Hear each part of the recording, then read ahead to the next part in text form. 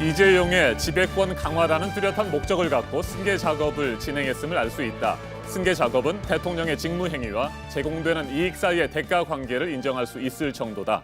김명수 대법원장이 국정농단 사건 핵심 인물 3명에 대한 상고심 선고 공판에서 이것이 말했습니다. 이재용 삼성전자 부회장이 박근혜 전 대통령에게 경영권 승계 작업에 대한 도움을 받기 위해서 뇌물을 건넸다고 판단한 겁니다.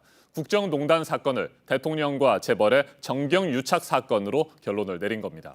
네, 서울고등법원에서 재판을 다시 받게 된 이재용 부회장. 이 같은 판결에 따라서 형량이 더 무거워질 것으로 보입니다. 박근혜 전 대통령과 최순실 씨도 다시 재판을 받게 됐는데요.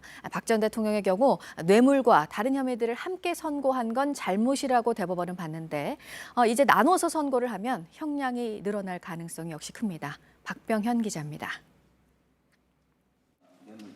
대법원은 삼성그룹이 이재용 삼성전자 부회장의 승계 작업을 위해 조직적으로 활동했다고 인정했습니다. 삼성그룹 차원에서 조직적으로 승계 작업을 진행하였음을 알 수 있습니다. 승계 작업 자체로 대가 관계를 인정할 수 있으므로 이 과정에서 삼성이 최순실 씨의 딸 정유라 씨를 위해 사준 말이 뇌물이라고 판단했습니다. 이재용 등이 피고인 최석원에게 제공한 뇌물은 말들이라고 보아야 합니다. 최 씨 뒤엔 박 전 대통령이 있었고 대통령의 권한은 삼성의 승계 작업에 영향을 끼칠 수 있다고 봤기 때문입니다. 승계 작업에 관하여 전 대통령의 직무 권한으로 영향을 미칠 수 있으므로 최 씨의 조카 장시호 씨가 운영한 동계스포츠 영재센터에 16억 원을 지원한 것도 역시 뇌물로 봤습니다. 이 두 가지 혐의는 2심 재판부가 뇌물로 인정하지 않은 부분입니다. 이에 따라 이 부회장은 서울고등법원에서 다시 재판을 받게 됐습니다.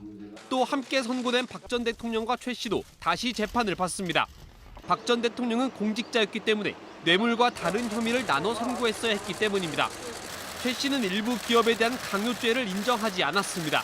다만 대법원은 두 사람이 뇌물을 받았다고 인정한 원심 판결엔 문제가 없다며 사실상 유죄를 확정했습니다. JTBC 박병현입니다.